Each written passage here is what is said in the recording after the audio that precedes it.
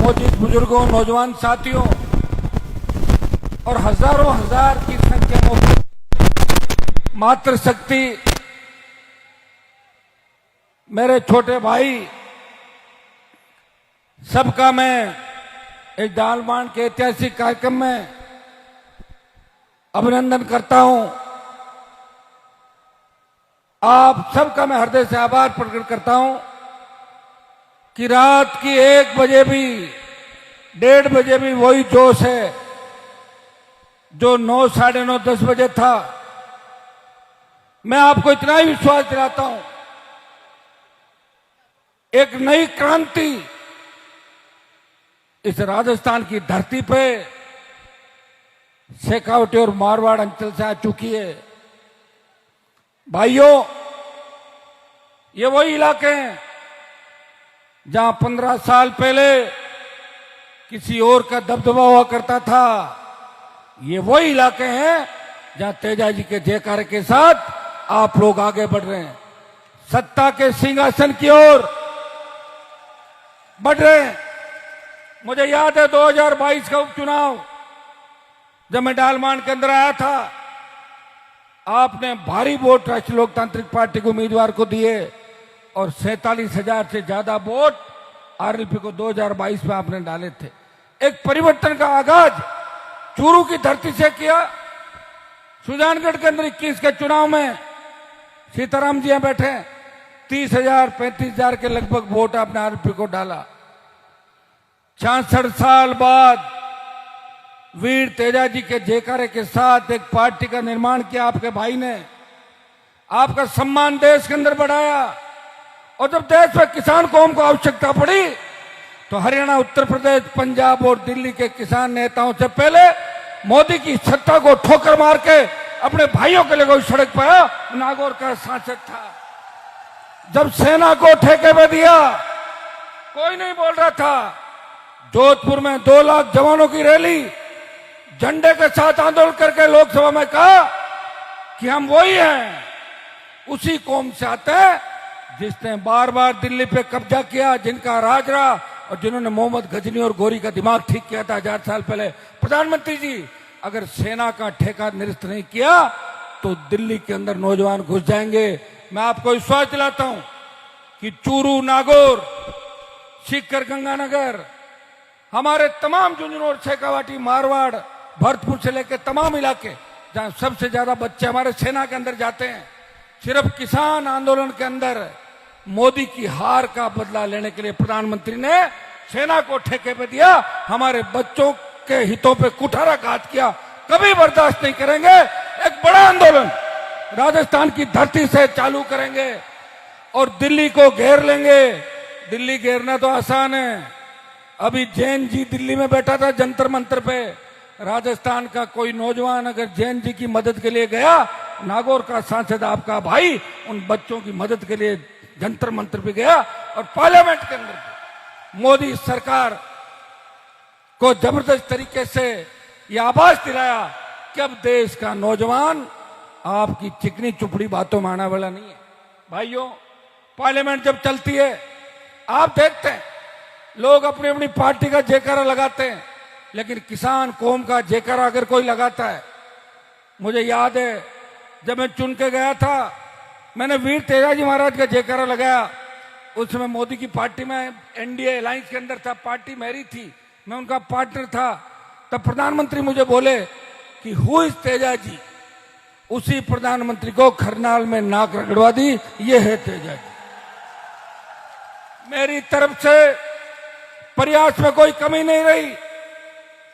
जान हथेली पर रख के अगर चूरू को आजाद करने के अंदर भी सबसे बड़ी भूमिका है, इतिहास में पीछे चले जाओ, अगर चूरू को आजादी दिलाई, वो नागौर के सांसद की लंबी लड़ाई का परिणाम है कि चूरू का नौजवान भी आज सीना ठोक के चलता है कि हमने ठीक कर दिया उन नेताओं को जो किसान कौम की मजाक उड़ाते थे हर जगह। कई लोग तो आए 13, 18 और 23 के अंदर, वो आके और आपको नया इतिहास बताने का प्रयास करेंगे, लेकिन 13 से पहले जाना 8/3/98 की तरफ, तब आपको लगेगा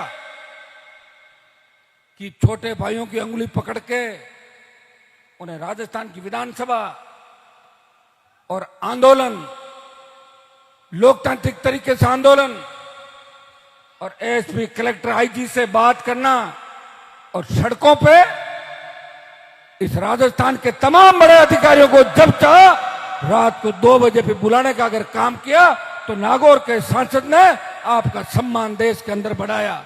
भाइयों, जब देश की पहलवान बेटियां जंतर मंतर पे न्याय के लिए उम्मीद लगा के बैठी थी कि हमारा कोई भाई आएगा, उस बाहुबली का विरोध करेगा, लेकिन उस बाहुबली का विरोध करने के लिए कोई सांसद और मंत्री जंतर मंतर नहीं पहुंचा। उस बाहुबली को चुनौती अगर किसी ने दी तो नागौर के सांसद तेजाजी के भक्त ने कहा कि हम सबसे बड़े बाहुबली है, तेरा दिमाग ठीक कर देंगे, और ठीक कर दिया और पहलवान बेटियों को न्याय दिलाया। भाइयों, अब उठा के इतिहास में जाओगे, इस राजस्थान में हुंकार के माध्यम से इस देश के तमाम बड़े नेताओं की रैलियों का रिकॉर्ड किसी ने तोड़ा।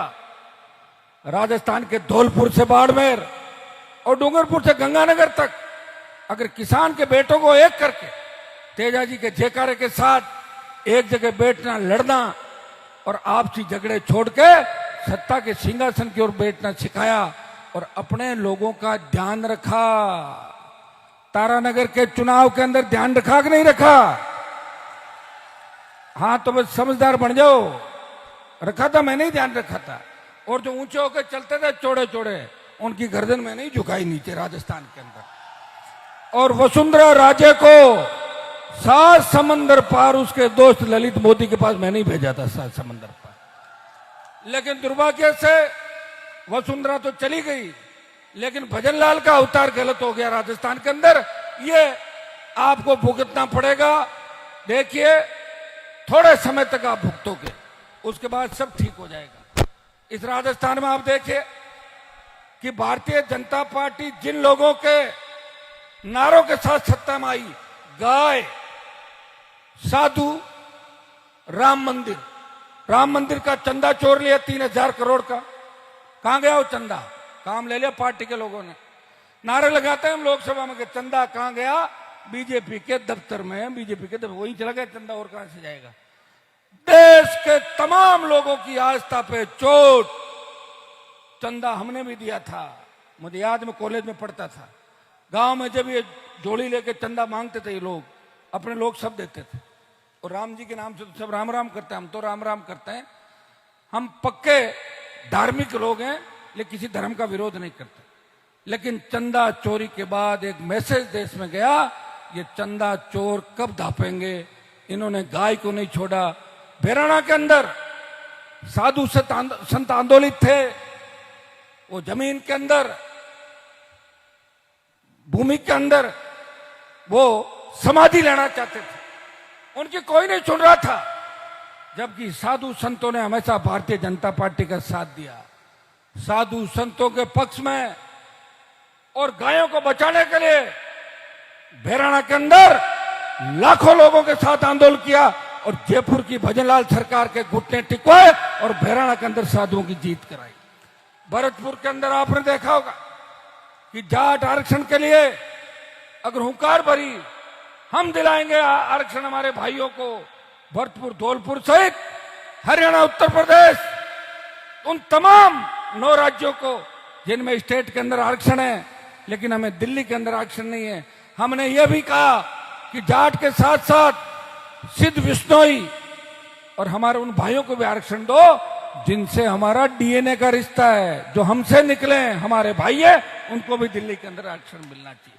भाइयों, इस प्रदेश के अंदर अगर किसान के सुई भी चुभती है, छोटे भाइयों को जरा सी भी तकलीफ होती है, सबसे पहले अगर सोशल मीडिया के माध्यम से आपके बीच अगर आवाज आती है, सरकार को चुनौती कोई देता है, मातृशक्ति को कहीं तकलीफ होती है, हमारी बहन बेटी की तरफ कोई देखता है, तो हनुमान बेनीवाल और राष्ट्रीय लोकतांत्रिक पार्टी के हमारे छोटे भाई कूद पड़ते हैं उस आंदोलन के अंदर और न्याय दिला के उठते हैं। बिना न्याय दिलाए कभी आज तक नहीं उठे। और हम जब लड़ते हैं तब ये नहीं देखते किस इलाके में हमें वोट मिलेंगे कि नहीं मिलेंगे, चुनाव लड़ेंगे कि नहीं लड़ेंगे, अभी नरसिंह संविदा कर्मियों का आंदोलन था, आपको पता है किस तरह हमारा एक भाई शहीद हो गया और जबरन कमिश्नरेट की पुलिस बॉडी को ले जा रही थी। मैं वहां पहुंच गया, पुलिस भागी, सारी मांगे मनवाई और मेरे पास कोई देखो पॉलिटिकल पार्टी के अंदर मैं चंदा चपटा नहीं लेता आज तक। आपने देखा होगा कि सारी पार्टियां चंदा इकट्ठा कर रही है। हमसे तो कम्युनिस्ट ही ठीक है, दुनिया भर का चंदा उनके पास। बताओ, मैंने कहा यार गजब हो गया, चीन रशिया की बात करते चंदा भी इनका बहुत ज्यादा। मैंने अभी चंदा क्राउड फंडिंग नहीं की है। अब आप कह दोगे हाँ ऐसे अगर कोई मेरी मदद कर देता मंच पे वो अलग है, लेकिन क्राउड फंडिंग मतलब पार्टी फंड में चंदा लेना। जिस तरह इलेक्ट्रोल बॉन्ड से चंदा लिया, भारतीय जनता पार्टी तो गाय का मांस निर्यात करने वाली कंपनी से भी चंदा ले लिया बीजेपी ने, और ये हालात कांग्रेस पार्टी के। लेकिन आपने आरएलपी का अभी तक नहीं देखा होगा कि आरएलपी के खाते में कोई चंदा नहीं। और क्या चाहते हो आप मेरे से? मेरी जान बाकी है। मैं कह रहा हूं कि एक ईमानदार किसान का बेटा जो दिल्ली जब गया और दिल्ली जाने के बाद मेरे समाज का ही नहीं, मैंने राजस्थान का सम्मान देश के अंदर बढ़ा दिया कि अब राजस्थान से धुआं उठ रहा है, राजस्थान से क्रांति का आगाज है। राष्ट्रीय लोकतांत्रिक पार्टी इस किसान कौम की आवाज बन के इस देश के किसान और जवान की लड़ाई लड़ेगी। भाइयों, आप मुझे ताकत देना। अब 28 में अगर ताकत नहीं दोगे ना तो 33, मैं कोई राहुल गांधी नहीं हूं। राहुल गांधी मुझे कहते हैं, मैं मिला अभी एक बार, मैंने कहा आप क्या चाहते हो? वो कह रहे हैं, रुकिए भाई रुको बच्चों, राहुल गांधी कहते हैं कि अभी 15-20 साल मुझे जरूरत नहीं, मैं बाद की सोच रहा हूं। 15-20 साल में मर जाएंगे, किसकी सोच रहा है? मैं 15-20 साल बाद की नहीं सोच रहा हूं, मैं 28 की सोच रहा हूं। आपने चुनाव के अंदर मेरे आदमी को ले गए आप, और सरदार शहर में आपने कहा कि आरएलपी को हटाओ, हम एक नया आदमी उसको बनाते हैं। मैंने कहा ठीक है, आपकी इच्छा हो गई, लेकिन वो अब कहां गया? है क्या आपके पास? भाग गया ना? भैया मेरा भरोसा करो, लोग मुझे ही धोखा देके भाग रहे थे, आपको तो कितनी बार धोखा देंगे? 70 साल तक धोखा ही दिया आप लोगों को। क्या सरदार शहर, तारानगर, चौधरी कुंभाराम लिफ्ट से लेके तमाम वो परियोजनाएं, हरियाणा पंजाब आपको पानी दे रहा है क्या? सिंचाई का है क्या पानी के आसपास? पानी तो लोगों की आंखों में सूख गया है, मुझे ऐसा लग रहा है चूरू के अंदर। हर बार वोट लेना, अब भजन लाल पता नहीं कौन सा एक लोटा भर के पानी लाया, कह रहा है कि मैं शिलान्यास करूंगा। अरे भैया कब करेगा शिलान्यास? तू रहेगा कि नहीं रहेगा इस बात का पता ही नहीं, कि मैं शेखावटी अंचल में जगह जगह सभाएं करूंगा। और लोग किस तरह मान लेते भाई, हो जाता है, उनको भीड़ से थोड़ा ही मतलब है। तो भीड़ कम हो, आगे की दिखा दें, ज्यादा उनकी होती नहीं। और ज्यादा करनी हो, कुर्सियां लगा देंगे मोदी के, 20,000 कुर्सी दिखेगी 2 लाख, और हमारी नीचे बैठी 2 लाख की भीड़ वो दिखेगी 40,000। ही होता है ना? तो ये काम हम नहीं कर रहे, नहीं तो फिर मोदी में हमारे में क्या फर्क रहेगा?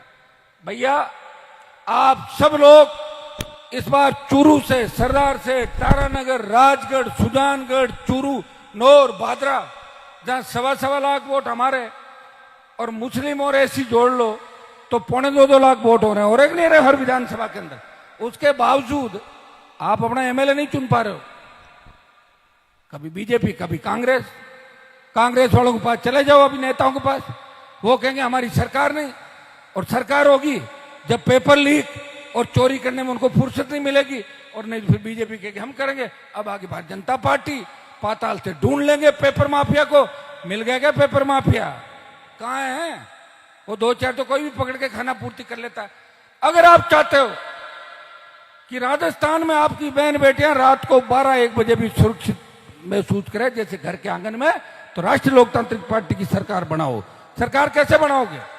ये 22% आबादी शेड्यूल कास्ट, मुस्लिम, अन्य दलित, शोषित, पीड़ित तबके को साथ रह के एक चीज देखेगी कि हमें हमारी तीसरे विकल्प आरएलपी को मजबूत करना है। मैं लड़ाई मेरे लिए नहीं लड़ रहा हूं, मैं आपके लिए लड़ रहा हूं। मेरे लिए लड़ता तो वसुंधरा से मेरा जमीन का झगड़ा नहीं था। मैं भी वसुंधरा के साथ 3 में सेटलमेंट करके 8 में वापस गहलोत के, इधर जैसे रोज लोग कूदते हैं, 3-4 बार मंत्री बन जाता।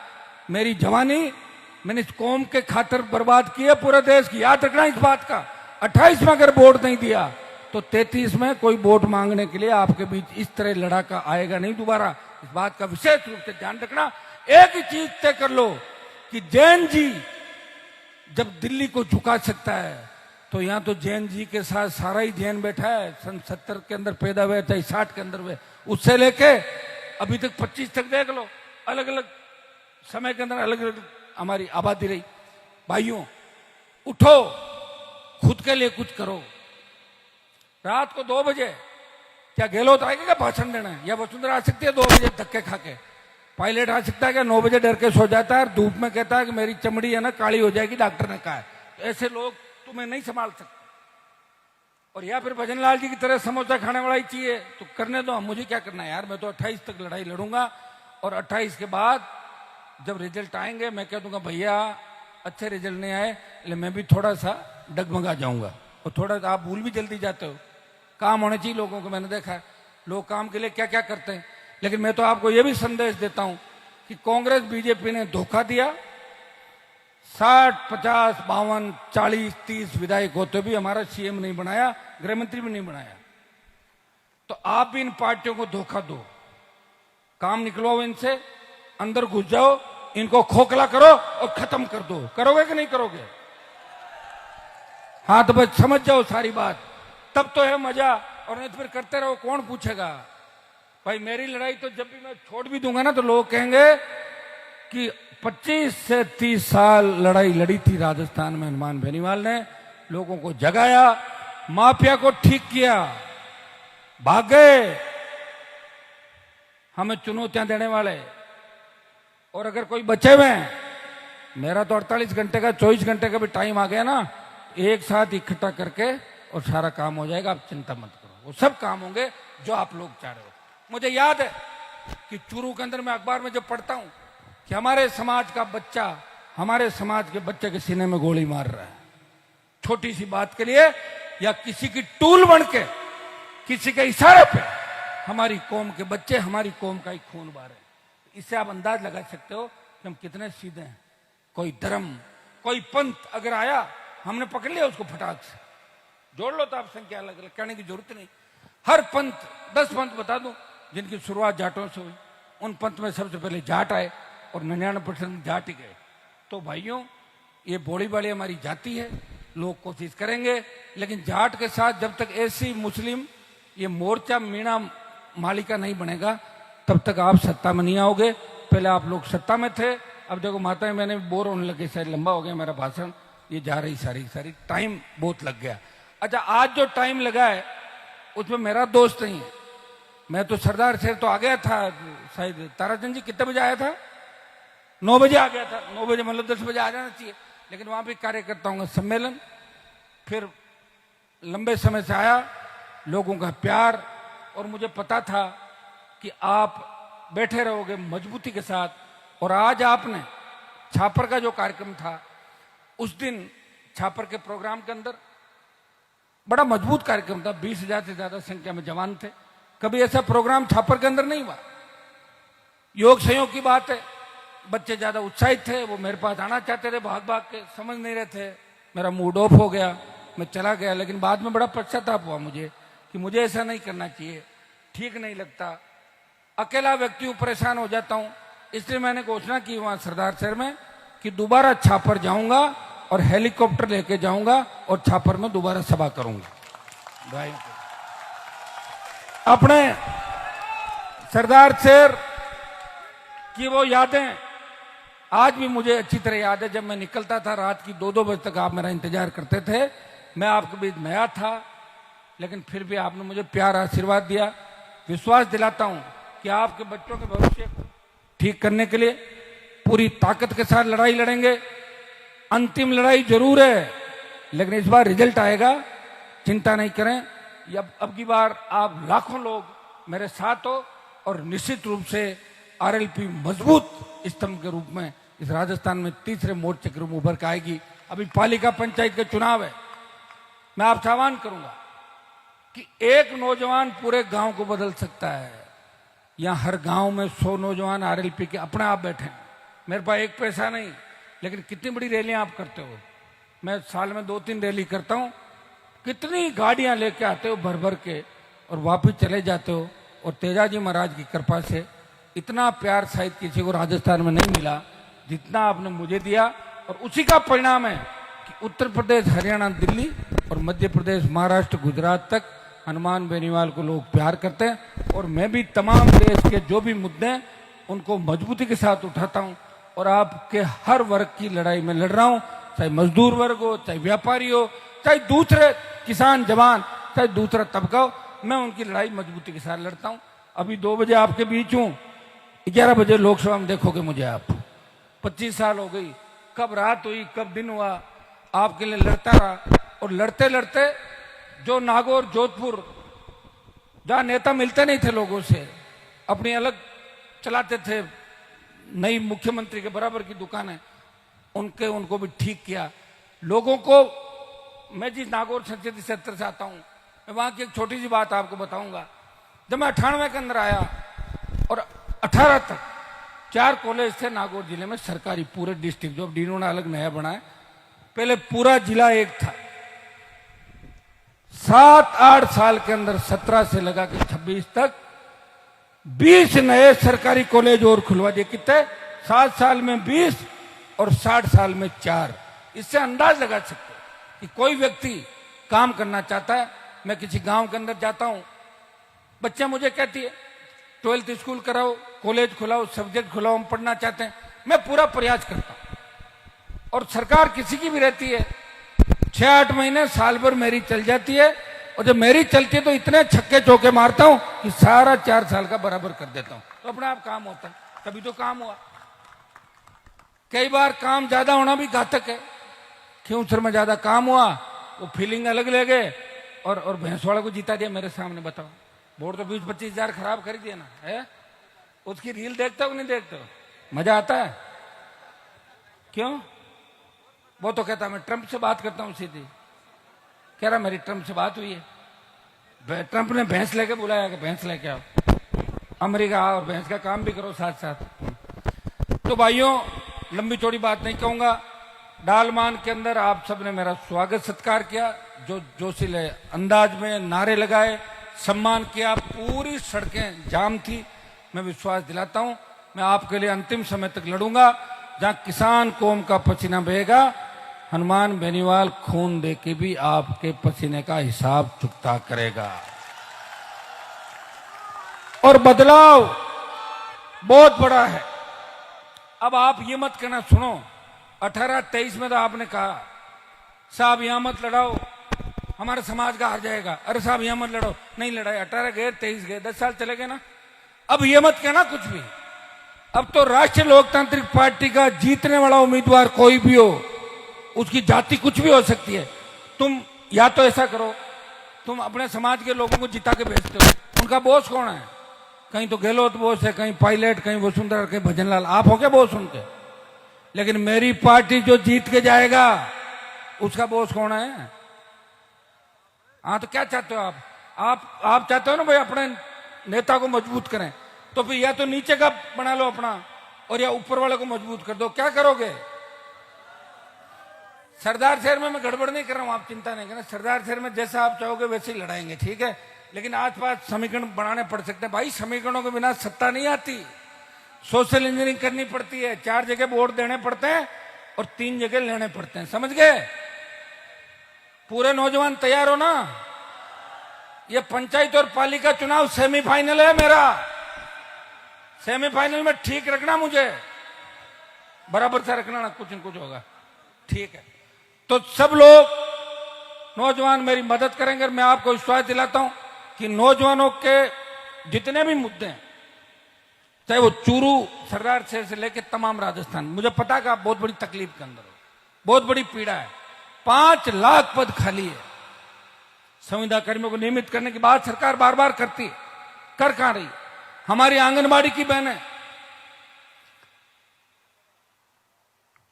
कोविड काल के अंदर सबसे ज्यादा अगर सेवा किसी ने की तो आंगनबाड़ी और दूसरे हमारे जो आशा सहयोगी ये लोग थे, जो जान हथेली पे खेल के ये गांव के अंदर लोगों की मदद करते थे। आज वो बहुत बड़ी आंदोलित है, हमेशा उनके आंदोलन देख रहे हो, कोई ध्यान उन पर नहीं देता। प्रत्येक वो व्यक्ति जिसको लोकतांत्रिक व्यवस्था के अंदर अपना हक पाने का अधिकार है। मैं विश्वास दिलाता हूं उनको उनका हक अधिकार दिलाएंगे। अभी 2.5 साल का समय हमारे पास पड़ा है। बड़े आंदोलन के लिए तैयार हो जाओ। अग्निवीर के साथ साथ इस राजस्थान को ठीक करने के लिए भी नौजवानों मजबूती के साथ आगे आना होगा। नौजवान जिधर चलेगा उधर जमाना चलता है। आपकी आहट, हुंकार और ललकार, डर गई दोनों पार्टियां। अभी लाइव देख रहे मेरे, ये ने तो सो रहा है ने हमें सोने दे रहा है। बेचारे बहुत परेशान हैं और मुझे भी मजा आता है। मैं न सोता हूं न सोने देता हूं। लेकिन विश्वास करो, अगर सत्ता के नजदीक भी बैठ गया, इतना काम आपके यहां कर दूंगा। जब मेरे पास कोई तारानगर से टेलीफोन आता, सरदार शहर से आता, साहब एक ट्यूबवेल खुदवा दो, एक ट्रांसफार्मर दिला दो, सड़क बनवा दो, मैं चिंतित होता हूं कि 70 साल जिन लोगों ने वोट लिए कर क्या रहे थे? सत्ता के अंदर रहे, फिर भी क्या कर रहे थे? लेकिन मैं आपको विश्वास दिलाता हूं कि सत्ता का अगर नजदीक भी आ गया, दलित, शोषित, किसान, जवान, आपको इस तरह नहीं देखना होगा कि ओलावृष्टि हो गई, आपदा पड़ गई, बिजली की वीसीआर भरी जा रही है। भैया बिजली के थाने तो उठा के हाथों हाथ पहले ही राउंड में फेंक देंगे। हटाओ बिजली के थाने, ले जाओ सामान अपना। कौन सी बिजली भाई? हम ही बिजली पैदा कर रहे हैं। Wind energy, solar energy. Rajasthan देश में बिजली उत्पादन में नंबर 2 पे है और नंबर 1 पे आ जाएगा। सब जगह सोलर सोलर नजर आ रहा है। विंड, सोलर, दूसरे हमारे बिजली उत्पादन के जो संयंत्र चल रहे हैं, हम बहुत आगे हैं। लेकिन हमारे लोग सीधे हैं और नेता कारगुजारियां करते रहते हैं। कभी बिजली महंगी के नाम से, कभी सस्ती के नाम से खरीदते हैं, घोटाले घपले करते हैं और खुद ही उन पे पर्दा डालते हैं। कांग्रेस के पापों पे भाजपा और भाजपा के पापों पे कांग्रेस पर्दा डालती है। इसीलिए बड़े नेता गिरफ्तार नहीं हो रहे। हुआ क्या कोई बड़ा नेता गिरफ्तार? बना दो अपनी सरकार, नई जेल बनानी पड़ेगी नेताओं के लिए। रोज गिरफ्तार होंगे, 40-50 उठा के लाके पड़ देंगे इनको।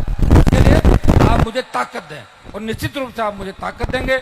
लोकसभा का सत्र चल रहा है, मैं प्रयास करूंगा कि मेरे छोटे भाइयों के लिए जितना मैं कर सकूं, राजस्थान के जितने लंबित मुद्दे पार्लियामेंट के अंदर दिल्ली में, उनको हम सबको लाएंगे। भजन सरकार का दिमाग भी ठीक कराएंगे। आपको पता है कि एसआई भर्ती का जो आंदोलन देश में चला था पेपर लीक का, वो सबसे बड़ा पेपर लीक का आंदोलन जयपुर के अंदर शहीद स्मारक पे राष्ट्रीय लोकतांत्रिक पार्टी के नेतृत्व में 127 दिन चला और पूरे देश के अंदर मैसेज किया कि पेपर लीक की लड़ाई कोई लड़ रहा है, वो आरएलपी का कार्यकर्ता पेपर लीक के खिलाफ लड़ाई लड़ रहा है। और दोनों पार्टियों का जब मिलाजुली का खेल, उसको खत्म करा। भाइयों, इस संघर्ष का ही परिणाम था। नहीं तो 600-700 लुटेरे थानेदार बन जाते और राजस्थान को बर्बाद कर देते। मैंने 700 को रोका, डाकुओं को रोका कि नहीं रोका? आगे और रोकूंगा, लेकिन मुझे ताकत तो दो। कहीं आप मुझे ही पटक दो, फिर मैं कैसे रोकूंगा बताओ? क्यों फिर मुझे पटक ही दिया ले जाके? दुख इस बात का होता है, हरा भी दिया, कैसे आदमी से हराया बताओ? है? हाँ, नहीं, बनियान में वो नहीं देखी क्या? कितना अच्छा रोल किया था।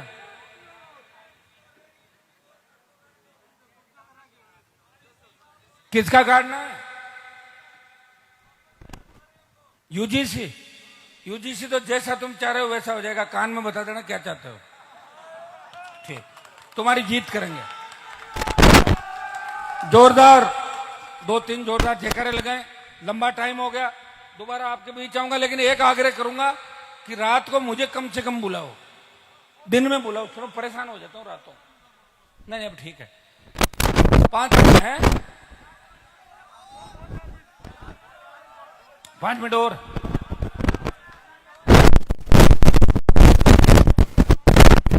तो हमारे राष्ट्रीय लोकतांत्रिक पार्टी के मुद्दे थे वो बता दूं मैं।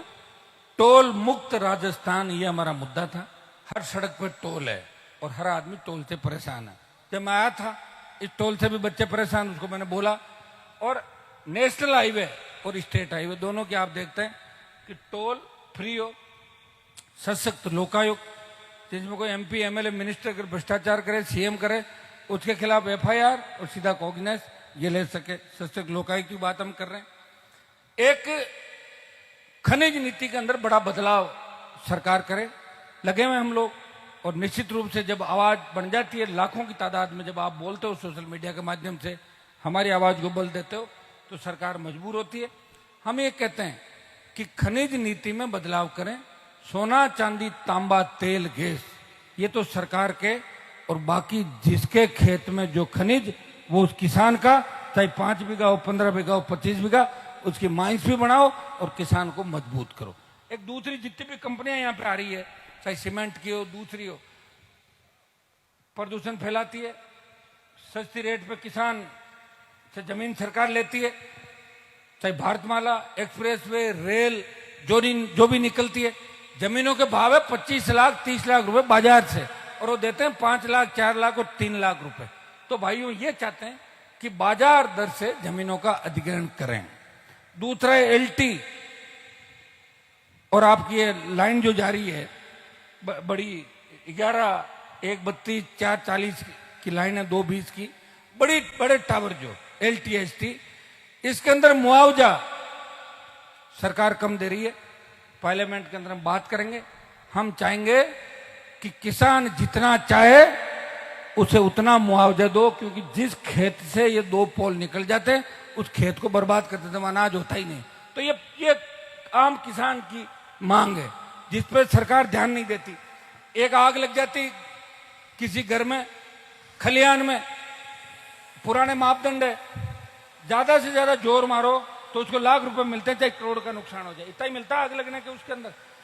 इनको मापदंडों को चेंज करके आज के हिसाब से ऐसी आपदा के समय सरकार विशेष रूप से ध्यान रखे, ये मामला भी पुरजोर तरीके से हम उठाएंगे। इतना ही विश्वास मैं आपको दिलाता हूं, जो भरोसा मेरे पर कर रहे हो उस भरोसे को कभी नहीं तोड़ूंगा, आपका साथ दूंगा, आगे खड़ा मिलूंगा और पीठ दिखा के नहीं भागूंगा, इतना विश्वास मैं आपको दिलाता हूं। बहुत बहुत आपको धन्यवाद। जय हिंद। 2-3 जोरदार जयकारे लगाएं। भरत तेजाजी महाराज की, राष्ट्रीय लोकतांत्रिक पार्टी, जय जवान। धन्यवाद।